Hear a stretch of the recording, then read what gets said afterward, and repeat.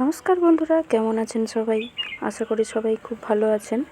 রোজকার মেনুতে আপনাদের অনেক অনেক স্বাগত জানিয়ে আজকের ভিডিওটি শুরু করছি।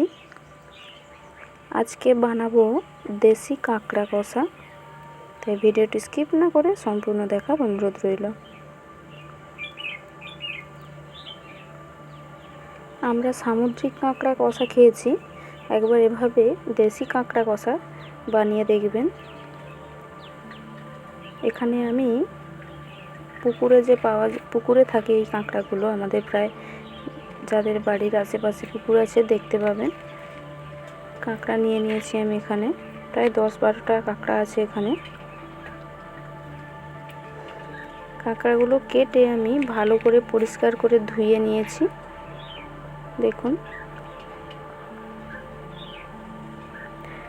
ধুয়ে নিয়ে পরিষ্কার করে যে রেখেছি, আমি কিন্তু এতে লবণ দিইনি এখনও। এরপর একটি কড়াই বসিয়ে দিয়েছি, দিয়ে দিয়েছি সরষের তেল। একটা বড় সাইজের পেঁয়াজ কুচি আমি দিয়ে দিয়েছি। পেঁয়াজটা আমি এখন খুব ভালো করে ভেজে নিচ্ছি।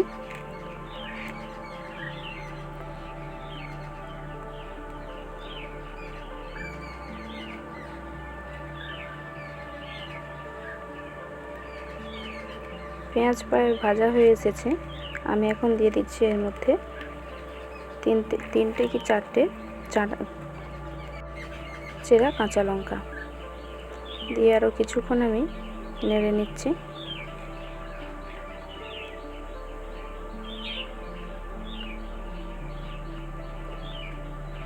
পেঁয়াজ খুব ভালো করে ভাজা হয়ে গেছে। এরপর আমি এর মধ্যে দিয়ে দিচ্ছি 1 টেবিল চামচ পরিমাণ আদা বাটা, দিয়ে আমি কিছুক্ষণ নেড়ে নিচ্ছি। এরপর দিয়ে দিচ্ছি 1 টেবিল চামচ পরিমাণ রসুন বাটা, দিয়ে আমি আরও কিছুক্ষণ ভালো করে মশলাগুলো কষিয়ে নিচ্ছি।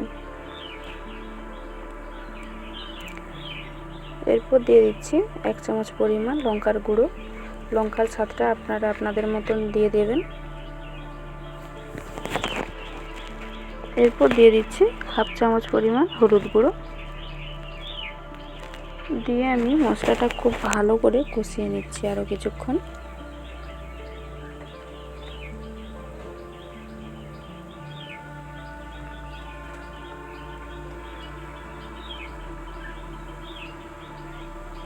মশলা প্রায় কষানো হয়ে গেছে। আমি এরপর এখানে সামান্য পরিমাণ জল দিয়ে ভালো করে মশলাটা নেড়ে নিচ্ছি। মশলা থেকে খুব সুন্দরভাবে তেল ছাড়া শুরু হয়ে গেছে।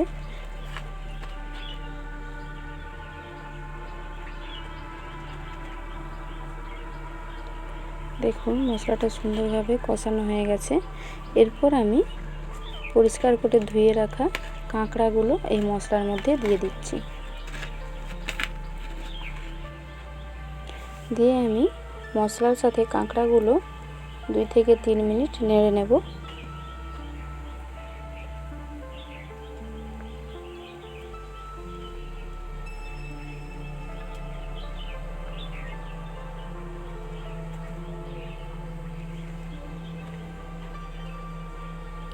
এরপর আমি এর মধ্যে দিয়ে দিচ্ছি কাঁকড়ার যে বড় দাঁড়াগুলো ছিল, আমি ওখানে রেখে দিয়েছিলাম সাইডে, ওগুলো দিয়ে আমি আরও 3 থেকে 4 মিনিট ভালো করে মশলার সাথে কষিয়ে নিচ্ছি।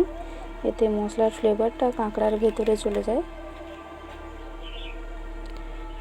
এরপর আমি দিয়ে দিচ্ছি কাঁকড়ার পরিমাণে লবণ, দিয়ে আরও কিছুক্ষণ মশলার সাথে কাঁকড়া নেড়ে নিচ্ছি।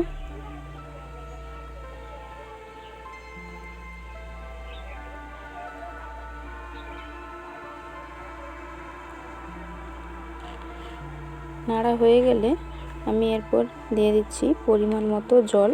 জলটা খুব বেশি দেব না, যেহেতু আমি 6 থেকে 7 মিনিটের মতো কাঁকড়া মশলার সাথে নেড়ে নিয়েছি। পরিমাণ মতো আমি সামান্য পরিমাণ এখানে জল দিয়ে দিচ্ছি কাঁকড়াগুলো সেদ্ধ হওয়ার জন্য। দিয়ে আমি ঢাকা দিয়ে কাঁকড়াগুলো ভালোভাবে সেদ্ধ করে নেব।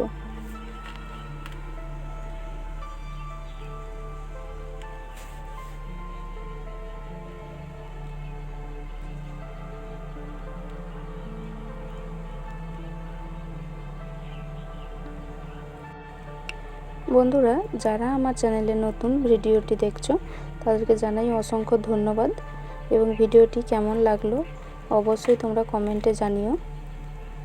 দেখুন একদম রেডি হয়ে গেছে আমাদের কাঁকড়াগুলো, খুব ভালোভাবে সেদ্ধ হয়ে গেছে। এখন আমি গ্যাস অফ করে এর মধ্যে দিয়ে দেব গরম মশলা গুঁড়ো।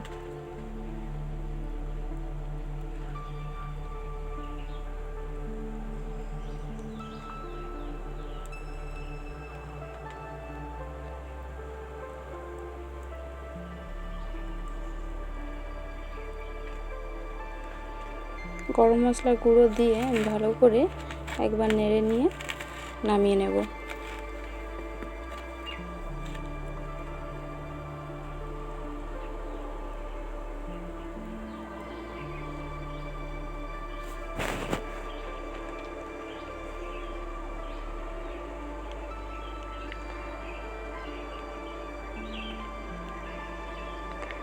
দেখুন দেখতে কতটা সুন্দর হয়েছে এবং খেতেও কিন্তু দুর্দান্ত স্বাদের হয়।